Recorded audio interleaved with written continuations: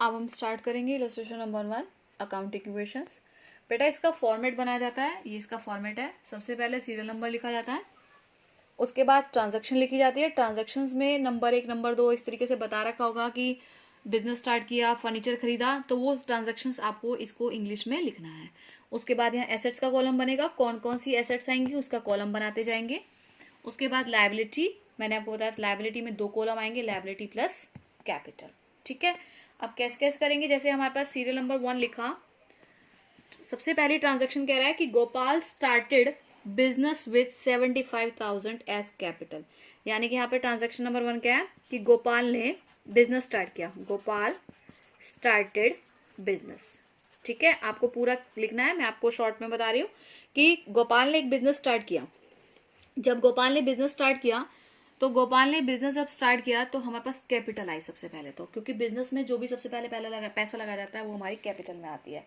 और दूसरी हमारा एक एसेट्स का कॉलम बढ़ जाएगा, कैश। कितना आया हमारे पास 75,000, इधर से कैपिटल आ गई आपकी 75,000।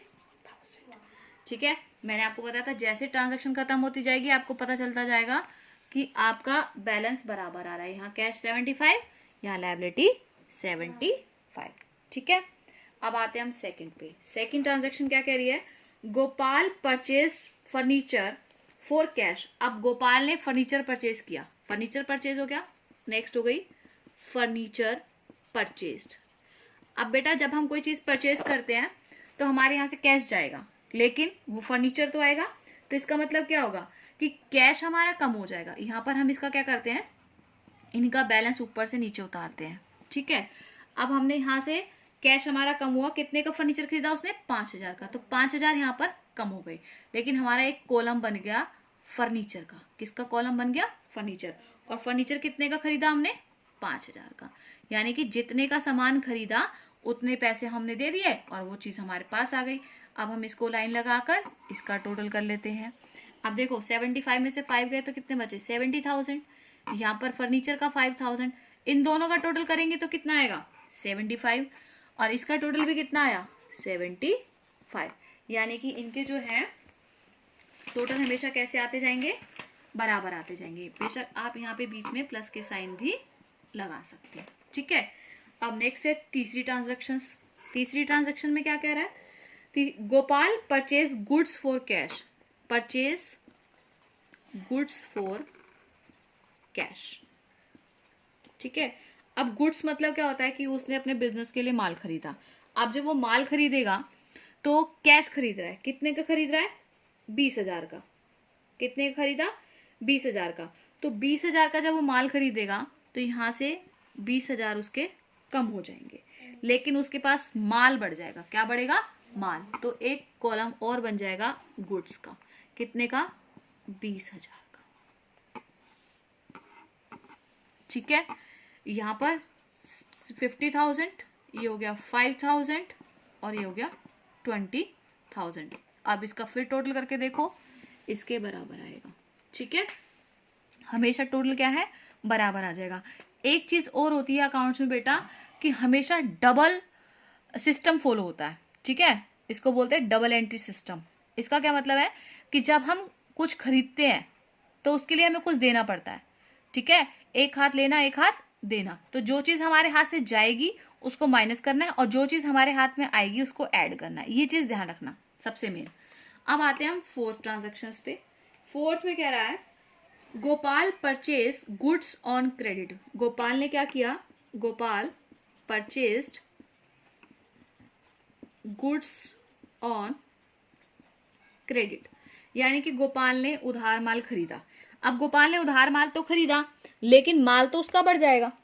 ठीक है, जितने का माल उसने बोल रखा है 16,000 का उसका माल बढ़ गया, क्योंकि उसने 16,000 रुपए का उधार खरीदा। ठीक है, अब जो 16,000 का माल उधार खरीदा इसको पैसे तो देने पड़ेंगे, और जो चीज हमें पेमेंट करनी होती है, जिसका हमें भुगतान करना होता है, वो मैंने आपको बताया था, वो लायबिलिटी में आते हैं। और लायबिलिटी में एक कॉलम बन जाएगा क्रेडिटर। क्या बन जाएगा, क्रेडिटर्स, क्योंकि इसको 16,000 रुपए हमें भुगतान करने पड़ेंगे, क्योंकि हमने इससे माल कैसा लिया है, उधार लिया है।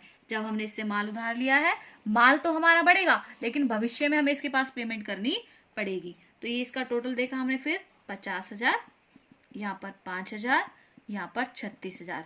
अब टोटल देखो 36 5 41 और 50 91, और यहाँ पर देखो 16,000 और प्लस 75,000, तो भी कितने आ गए 91। हमेशा टोटल बराबर आता जाएगा, इसका मतलब हमारा क्वेश्चन सही चल रहा है। ठीक है, अब आते हैं हम फिफ्थ ट्रांजेक्शन पर। फिफ्थ बोल रहा है goods costing 12,000 sold on credit 15,000 goods sold. क्या किया हमने, गुड्स सोल्ड किया। अब यहाँ पर एक चीज समझनी है आपने, गुड्स तो सोल्ड किया आपने 12,000 का, ठीक है, कितने का सेल किया 12,000 का, यानी कि इसका मतलब 12,000 का माल हमारा कम हो गया, सीधी सी बात। उसके बाद आपने जो गुड्स सेल किया वो क्रेडिट किया, क्रेडिट मतलब उधार दिया। अब जिस तरीके से आप उधार माल खरीदते हैं तो आपको पेमेंट करनी पड़ती है, आप क्रेडिटर बन जाते हो, और जब आप उधार माल बेचते हो तो आपको भी तो भविष्य में कोई पैसा देगा ना, तो वो आपके डेटर बन जाते हैं। क्या बन जाते हैं, डेटर्स। और वो डेटर्स जो है वो कितने रुपए देगा आपको, 15,000 रुपए देगा। ठीक है, अब डेटर कितने देगा 15,000 रुपए, क्योंकि आपका माल आया था 12,000 का और आपने 15,000 का बेच दिया। अब यहाँ पर एक चीज डिफरेंस आ रही है कि यहाँ तो 12, यहाँ 15, 3,000 का डिफरेंस है। ये 3,000 हमारा क्या हुआ, 3,000 हमारा प्रॉफिट हुआ। जब भी कोई प्रॉफिट होगा तो वो कैपिटल में जुड़ जाता है, और लॉस होता है तो कैपिटल में से घट जाता है। तो हमारे जो 3,000 का प्रॉफिट है वो हमारे कैपिटल में जुड़ जाएगा।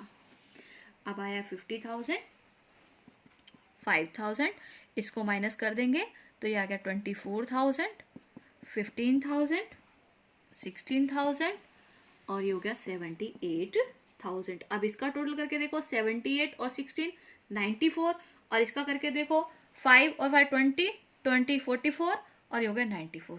सेम चल रहा है, तो इसका मतलब हमारी कैलकुलेशन सही चल रही है। अब आते हैं हम सिक्स्थ पर। Paid 1,000 rent, paid for rent, यानी कि रेंट के पे किए।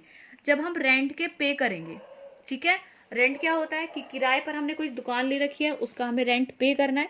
जब रेंट पे करेंगे तो 1,000 पे करना है, सबसे सीधी सी बात, हमारा 1,000 कम हो जाएगा।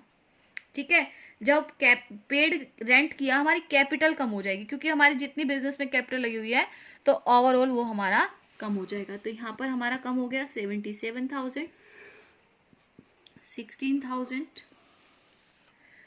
49,000, 5,000, 24,000 एंड 15,000। इन सब का भी टोटल करके देखना, ये बराबर आ जाएगा। इस तरीके से आपको इलस्ट्रेशन करनी है।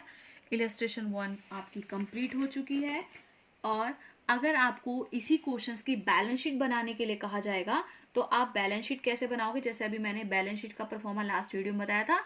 एसेट्स का कॉलम बनाओगे और कैपिटल और लायबिलिटी का कॉलम बनाओगे। एसेट्स में कैश लिखकर नीचे वाला 49,000, 5,000, इस तरीके शॉर्ट में मैं यहाँ बना देती हूँ बैलेंस शीट। ठीक है, यहाँ पर आप जैसे एसेट, यहाँ पर लायबिलिटी लिखोगे तो 2 आ जाएंगे। कौन कौन से, 16,000 और 77,000 कौन कौन से हैं, क्रेडिटर्स एंड कैपिटल। ठीक है, और यहाँ पर क्या आएगा, कैश का कॉलम बन जाएगा, कैश हो गया 49,000, फर्नीचर का कॉलम बन जाएगा, फर्नीचर कितना हो गया 5,000, गुड्स का कॉलम बन जाएगा 24,000, और लास्ट में बन जाएगा डेटर का कॉलम 15,000, और इसका टोटल करेंगे तो टोटल बराबर आएगा। इसके साथ आपकी इलस्ट्रेशन 1 कंप्लीट हो गई है, और आपके लिए इतना ही काम है आज के लिए। आपको इलस्ट्रेशन 1 के बिहाफ पर ही इलस्ट्रेशन 1 के बिहाफ पर ही आपको प्रैक्टिकल क्वेश्चन 1 करना है, उसकी पिक मैं आपको सेंड कर दूंगी।